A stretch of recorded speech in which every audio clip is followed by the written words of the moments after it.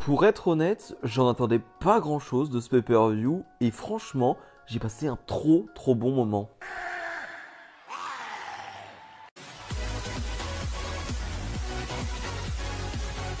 Et bonjour à tous, on se retrouve aujourd'hui pour les résultats de WrestleMania Backlash 2021. On commence donc par le kick-off de ce show où Sheamus va faire un Open Challenge. Alors un Open Challenge assez bizarre parce qu'en fait il ne va pas mettre son titre des États-Unis en jeu. Voilà, ça sera juste un match pour affronter Sheamus.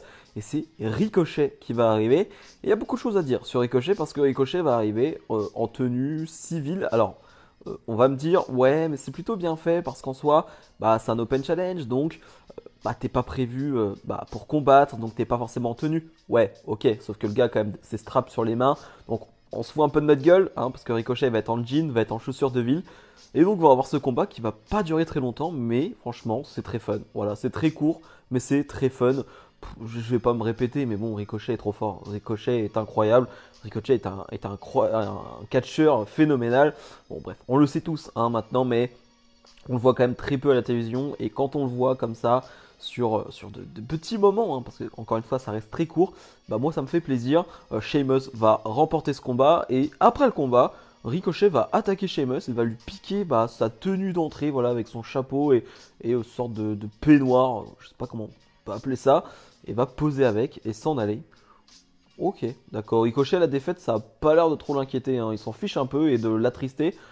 Voilà, il veut juste se déguiser, mais voilà, on peut se dire qu'on aura une petite feud entre Sheamus et Ricochet, parce qu'Umberto Carrillo s'est blessé, alors on sait pas combien de temps il sera inapte, donc peut-être qu'on va plutôt partir sur un Ricochet Sheamus, bah moi je suis totalement pour. On passe donc à la carte principale de ce show, et donc l'opener sera Rhea Ripley qui va défendre son titre face à Asuka et Charlotte Flair, un match de 15-16 minutes. C'était excellent, vraiment c'était excellent. Et voilà, je mets tout de suite le petit point négatif, je le dis directement comme ça sera fait, c'est que les 5-10 premières minutes, allez non, 6-7 premières minutes, je me dis c'est pas mal, mais ça manque d'un truc, ça manque de peps, ça manque de, je sais pas, d'intensité peut-être, voilà, c'est peut-être le mot que je cherche, mais voilà, ça manquait d'un truc, de feu, voilà, je trouve qu'il manquait un petit truc, c'était correct, c'était sympa, mais voilà. Après, franchement, les 10 dernières minutes, c'est le feu. Ça part dans tous les sens. Ça va frapper hyper fort. Je pense à des kicks d'Asuka dans la tête de Rhea Ripley. Je pense à des kicks de Rhea Ripley dans la tête d'Asuka. Ça va frapper plutôt fort. Ça va être plutôt violent. Et surtout, je trouve que les trois vont briller. Alors, Asuka un tout petit peu moins, je trouve, même si elle a son moment à un moment donné où elle va enchaîner les kicks dans Charlotte et dans Rhea Ripley. Mais Rhea Ripley et Charlotte Flair vont vraiment briller, vraiment. Charlotte Flair qui va briller dans le sens où celle qui va être la générale du ring, celle qui va gérer toutes les prises, qui va être là au bon moment, qui va gérer tout ça. Voilà, celle qui gère le ring, Charlotte Flair, et elle le fait parfaitement bien. Vraiment, elle est excellente dans ce match. Et Rhea Ripley qui va plutôt briller parce que c'est Rhea Ripley. Alors c'est peut-être triste, c'est peut-être dommage à dire, mais en fait elle a juste besoin d'être Rhea Ripley, Rhea Ripley. Et là tu sens qu'elle était en confiance. À WrestleMania et tout, je la sentais un peu stressée. Voilà, là je sens que c'est une Rhea Ripley qui est à fond, qui est dedans et qui n'est pas stressée, qui est juste en confiance. Et elle est parfaite. Voilà, elle a juste à se montrer à Ripley, à montrer sa tête, à montrer son physique, à être juste là, à avoir sa prestance. Et voilà, et ça fonctionne. Et franchement, ça donne un magnifique combat. Les 5 dernières minutes, c'est de la folie. Vraiment, les 5 dernières minutes, c'est de la pure folie. Ça enchaîne dans tous les sens. On se demande par où ça va aller, par où ça va se passer, tout ça. Et finalement, Rhea Ripley va conserver son titre avec un truc un peu bizarre où Charlotte Flair, on pense qu'elle n'est pas vraiment sonnée. Donc elle va pouvoir intervenir sur le tombé que fait Rhea Ripley sur Asuka. Mais finalement, non. Donc Rhea Ripley conserve. On a un superbe opener et on a surtout la bonne gagnante avec une Rhea Ripley qui conserve. Je pense qu'on va partir sur un Rhea Ripley Charlotte Flair, hein, j'imagine, parce que voilà, c'est pas elle qui a pris le tombé, donc voilà, ça peut être intéressant hein, pour le prochain pay-per-view, moi ça ne me gêne pas. Mais voilà, en tout cas, on a eu un superbe opener féminin. Robert Roode et Dolph Ziggler défendent leur titre par équipe de SmackDown face à Rey Mysterio et seulement Rey Mysterio. Et oui, parce que Dominic Mysterio s'est fait attaquer en backstage par Robert Roode et Dolph Ziggler, donc il n'est pas vraiment apte à combattre. Et Rey Mysterio qui va juste dire à son fils, c'est pas grave, moi j'y vais tout seul. Un Rey Mysterio qui va être en cosplay un peu Batman, hein, je dirais, ça ressemble quand même à Batman, toujours aussi stylé hein, quand il se déguise comme ça en super-héros ou en n'importe qui, enfin je trouve ça toujours très beau à voir. Et donc on a ce combat donc en 2 contre 1 pour une partie du match, hein, parce que vous vous en doutez, on connaît les scénarios là. Mais bref, si on parle juste du 2 contre 1 pour le moment, c'était vraiment excellent. Vraiment, j'ai adoré Rey Mysterio vole dans ce match, vraiment en 2 contre 1 où il va essayer de jouer le père de famille qui se bat voilà, pour son fils aussi qui n'est pas là, qui est blessé, qui s'est fait blesser par ces 2 personnes-là. Et que dire de Robert Roode et de Ziggler, qui franchement je m'en fiche totalement en tant qu'équipe. Je les trouve assez fades et c'est une équipe basique de SmackDown, j'ai envie de dire. Mais là pour le coup dans ce combat je les trouve tellement excellents, vraiment tellement bons, dans le sens où ils vont vraiment te sortir des moves d'équipe qui sont assez rares, qui sont assez beaux, ils sont assez visuels. Et ouais, j'ai trouvé ça magnifique sur un Rey Mysterio qui, comme d'habitude, vend super bien, va voltiger, ce qui va permettre de faire de superbes comptes pour Ziggler et Robert Roode. Et franchement, ouais, j'ai trop kiffé ce moment en 2 contre 1. Et pourtant, les 2 contre 1, c'est souvent très chiant avec la phase de domination des heels, hein, Robert Roode et Ziggler. Et là, pour le coup, non, c'était pas chiant, c'était vraiment entraînant, je trouve. Jusqu'au moment où Dominic Mysterio va donc arriver, on s'en doutait, bien évidemment.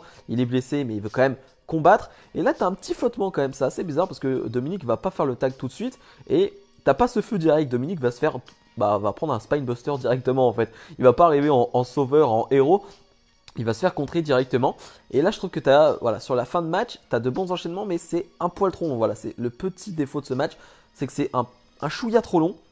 Ça dure 16 minutes là aussi, je crois. J'aurais bien aimé 3-4 minutes en moins. Je pense que c'était pas nécessaire d'en faire un match de 16 minutes. Mais bref, voilà, franchement, je chipote. Rey Mysterio et Dominic Mysterio vont devenir champions par équipe avec un frog splash pas terrible de Dominic, hein, je trouve, pour le coup.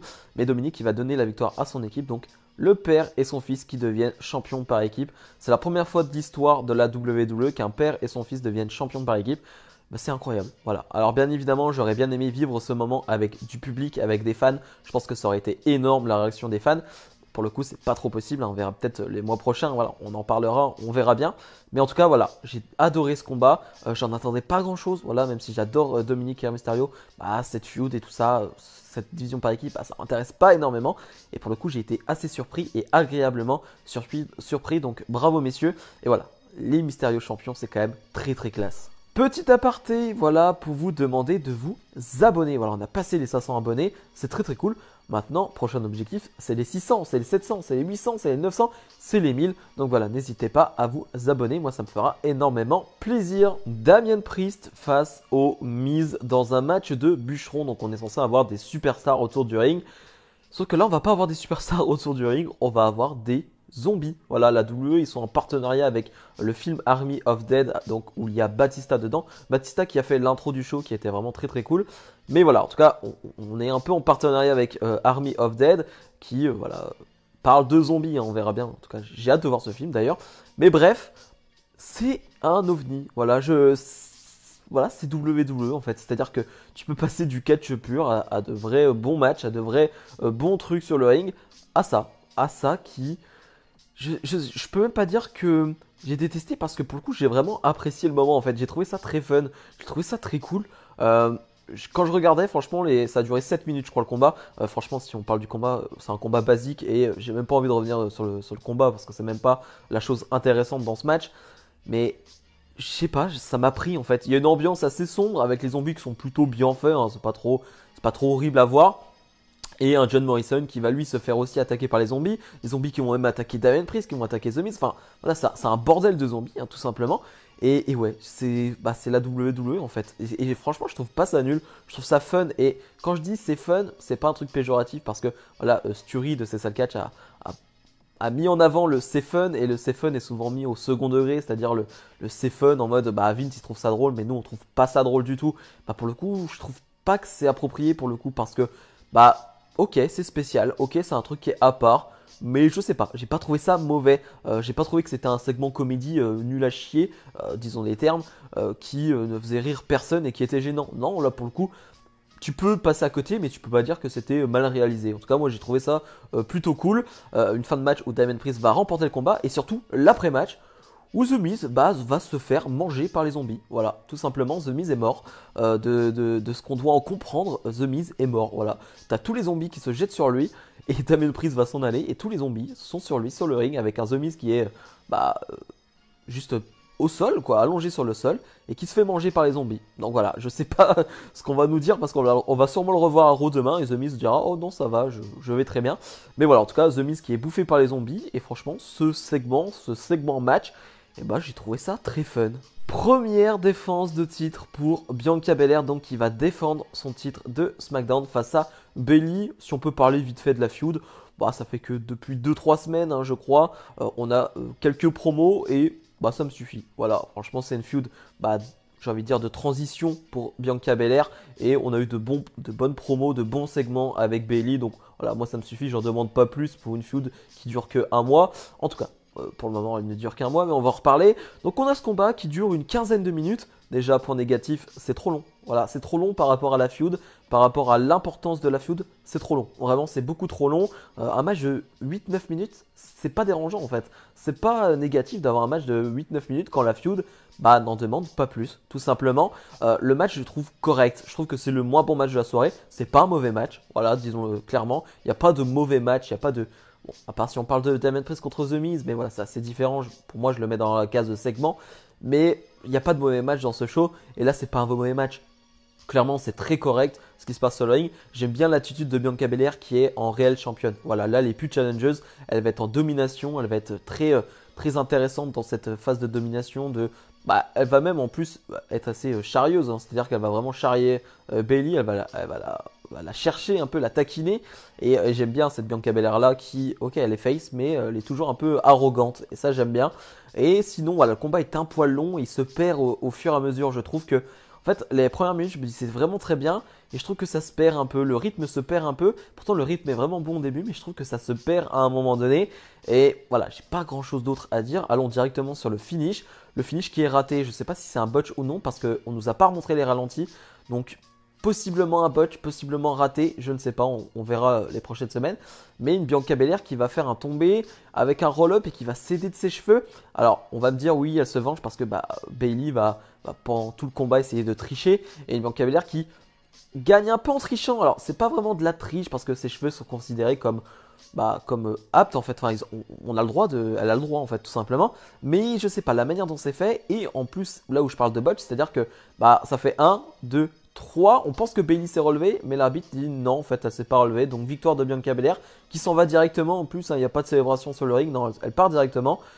Donc ça nous dit peut-être que c'est un botch ou pas, mais ça nous dit sûrement qu'on va avoir Bayley contre Bianca Belair au prochain pay-per-view ou au prochain SmackDown, je ne sais pas. Mais en tout cas, la feud va continuer et ça, je trouve pas ça terrible. Après, je me dis, il n'y a pas grand monde pour le moment pour aller challenger Bianca Belair. Ok, mais voilà, Bayley voilà, contre Bianca Belair, c'est pas le truc qui me hype le plus. Et voilà, cette fin, je la trouve un peu dommage. Et on va dire que c'est la note négative de ce show. Bobby Lashley défend son titre de la WWE face à Braun Strowman et Drew McIntyre. Une feud, pour être honnête, qui ne m'a pas plu, franchement, qui ne m'a pas vraiment intéressé. Je la trouve assez mal amenée. Et en plus, on a déjà eu des confrontations entre tout ce beau monde. Ce qui fait que la surprise n'était pas énorme. En tout cas, c'est ce que je pensais avant le match. Et quelle surprise, vraiment, quelle surprise. Je m'attendais à peut-être à pas une horreur, mais un truc assez décevant, assez lent, assez moyen. Parce que je me rappelle du Braun Strowman contre Bobby Lashley à Raw il y a une semaine ou deux, que j'ai trouvé horrible, vraiment c'était pas bon. Et je me disais, peut-être que ça va pas coller avec Strowman, peut-être que ça va pas aller. Et tout le contraire, vraiment ces 15 minutes de combat, c'était excellent. J'ai vraiment pris beaucoup de kiff en fait tout simplement, parce que c'était un match de bourrin. Et là pour le coup, quand je dis que c'est un match de bourrin, je ressens la puissance de Braun Strowman. J'en avais parlé lors de ma review de Raw, je trouve que Braun Strowman est hyper musclé et costaud. C'est un buffle, mais je ressens pas assez sa puissance, pas assez sa violence. Et là pour le coup dans ce match, je la ressens. Et d'ailleurs si on doit faire un focus sur Braun Strowman pour le moment, je pense que c'est la meilleure performance de Braun Strowman en solo, même en solo, peu importe, mais de sa carrière WWE, je pense que c'est sa meilleure performance. Vraiment, je pense qu'il n'a jamais fait mieux. Et c'est là que je me dis, c'est dommage des fois quand même que Braun Strowman nous fasse des bouses dans des matchs. Quand on voit qu'il est capable de faire ça, alors oui, le contexte est bien particulier parce qu'il est avec deux autres bourrins qui frappent très fort, qui vont juste se cogner très fort, ou clairement, le match n'est pas hyper technique. Hein. On n'est pas sur un AJ Styles Seth Rollins. On n'est pas sur ce genre de match. Ok, on est vraiment sur un match de bourrin où ça va frapper fort, ça va cogner fort.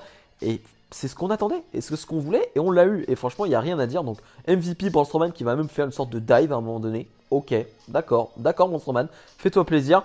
Un Lashley qui va être un peu exclu du match, c'est-à-dire qu'on va faire en sorte qu'il est exclu du match parce que on va le jeter dans le décor. Voilà, c'est plutôt très visuel et très bien fait là aussi. Un Drew McIntyre qui va jeter Lashley dans le décor. Donc on va avoir pas mal de Drew McIntyre contre Strowman qui est vraiment bon. Vraiment, Drew McIntyre contre Strowman quand ils sont sur le ring pendant 5, 6, 7 minutes, c'est vraiment bon et je m'attendais pas à ça.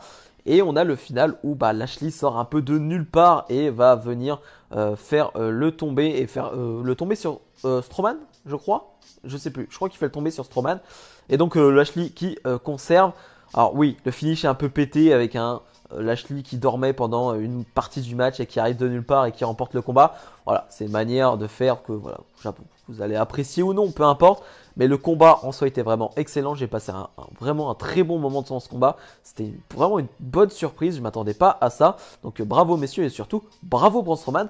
Voilà, maintenant on sait que tu es capable de faire ça. Donc maintenant je vais être encore un peu plus exigeant avec toi. Le main event est peut-être le match le plus attendu des fans et peut-être le match que j'attendais vraiment le plus. Roman Reigns défend son titre Universal face à Cesaro. Une feud qui est plutôt bien construite avec un Cesaro qui est extrêmement bien booké depuis des semaines et qui paraît très crédible face à ce Roman Reigns là. Combat de plus de 25 minutes et franchement il n'y a pas de mots, c'était exceptionnel. Vraiment c'était exceptionnel, c'était incroyable et pourtant je suis l'un des rares qui n'apprécie pas peut-être à sa juste valeur, en tout cas qui n'apprécie pas à fond, on va dire, les derniers matchs de Roman Reigns face à Bryan, face à Uso, face à Kevin Owens, parce que je trouve qu'il y a une trop grosse domination de Roman Reigns, et ce qui fait que j'en perds un peu le fil du match et je m'ennuie un peu. Voilà, ça c'est juste personnel. Et là, pour le coup, performance incroyable. Des deux, hein, des deux. Mais Cesaro, j'ai envie de le mettre encore plus en valeur parce que c'est l'underdog, c'est celui qu'on attend le moins, c'est celui qui n'a pas le charisme d'un Roman Reigns, qui n'a pas l'aura d'un Roman Reigns, et qui arrive là et qui te fait une performance. Franchement, c'est exceptionnel. Et je vais me répéter, hein, mais franchement, j'espère que vous avez vu ce match. Dites-moi en commentaire ce que vous en avez pensé d'ailleurs. Mais c'était incroyable. Vraiment, un Cesaro qui va vendre son bras, mais pendant tout le combat, parce que Roman Reigns va s'attaquer au bras de Cesaro. Et Cesaro qui va le vendre tout le combat, qui va pas se servir de ce bras pendant tout le combat. Il va même porter des prises de soumission, il va porter avec son bras droit. Et au bout de quelques secondes, il a mal au bras droit, donc il porte avec son bras gauche. Enfin, c'est tellement bien.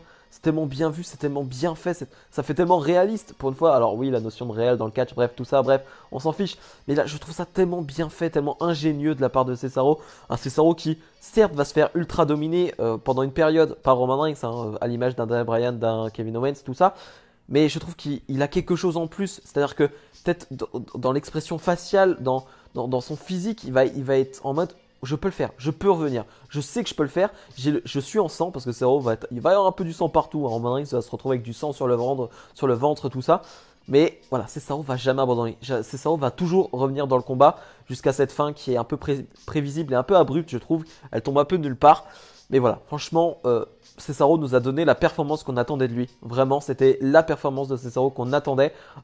Je sais pas en termes d'étoiles, je le noterai à combien, mais si je devais faire, allez... Je dirais un 4,5, 4,5, 4,75. Vraiment, je sais pas si j'abuse, je sais pas si je suis sous le coup de l'émotion parce que j'aime trop Cesaro et donc du coup, je suis pas très objectif. Mais voilà, moi je dirais sur un 4,5, 4,75 sur 5. Voilà, bref, la fin de match, comme je dis, est un peu abrupte avec un Roman Reigns qui va faire abandonner, plutôt évanouir Cesaro. C'était un peu prévisible et je la trouve un peu abrupte. Voilà, ça tombe un peu de nulle part et c'est vrai que bizarrement, le match fait 25 minutes, mais j'aurais bien aimé 5 minutes de plus. C'est ça qui est fou. Bref, après le match, Jey Uso va venir attaquer Cesaro. Et Seth Rollins va arriver. Et c'est là que je trouve c'est un peu bizarre comme fin de show. Enfin, on aurait pu terminer avec un Cesaro qui était plus là. Après, voilà, je vais essayer d'expliquer cela. Seth Rollins qui va faire face à Roman Reigns. Hein. Donc on utilise encore possiblement ce duel entre les deux anciens membres du Shield. Il y a Seth Rollins qui va détruire le bras de Cesaro pour finir le show. Voilà, avec une chaise. Il va détruire le bras. Donc je me dis... Est-ce que Cesaro va être absent pendant quelques semaines, quelques mois? Peut-être jusque Money in the Bank et voilà, arrivée surprise de Cesaro Money in the Bank et c'est lui qui gagne la mallette. Franchement, je kifferais. Voilà, je kifferais que Cesaro soit un entrant surprise voilà, on sait pas c'est qui le 8e ou le 7e du Money in the Bank et c'est Cesaro. Cesaro qui fait son retour et qui gagne la mallette devant le public. Moi, je kifferais. Ou alors, on va continuer sur un Seth Rollins Cesaro. Bref, je sais pas, mais j'ai envie de dire pour l'instant, c'est un peu secondaire et voilà, on s'en fiche un peu. Bref, on a eu un super main event, un vrai gros combat de catch et franchement, ça fait trop plaisir. Bilan de ce show, c'était incroyable. Vraiment, j'ai passé un trop bon moment de ce show. J'en attendais vraiment rien, vraiment rien. J'avais mis sur Twitter, ma hype était de 4 sur 10. Donc vraiment, pour moi, 4 sur 10, c'est vraiment le néant. Parce que je suis toujours assez hype par un pay-per-view WWE. Parce que bah, j'attends toujours des choses, j'attends toujours des surprises, des gros matchs. Et là, pour le coup, j'en avais vraiment pas de hype. Et ils m'ont vraiment surpris et agréablement surpris. Comme quoi la WWE se fout un peu de notre gueule. C'est-à-dire qu'en weekly, ils nous font vraiment des shows passable, voire horrible, hein, soyons francs. Et à chaque fois, ou presque en pay-per-view, je trouve que les derniers pay-per-view WWE sont réussis. Voilà, dans l'ensemble, c'est des pay-per-view qui sont réussis et qui ne collent pas avec les weekly. Voilà, c'est assez fou quand même de faire des weekly assez désastreux et des pay-per-view aussi bons. Bref, dites-moi en commentaire ce que vous avez pensé de ce show. Comme d'habitude, n'hésitez pas à mettre le petit pouce bleu et à vous abonner. Nous, on se retrouve dès demain pour la review de Raw. On verra bien les retours de ce WrestleMania Backlash. Salut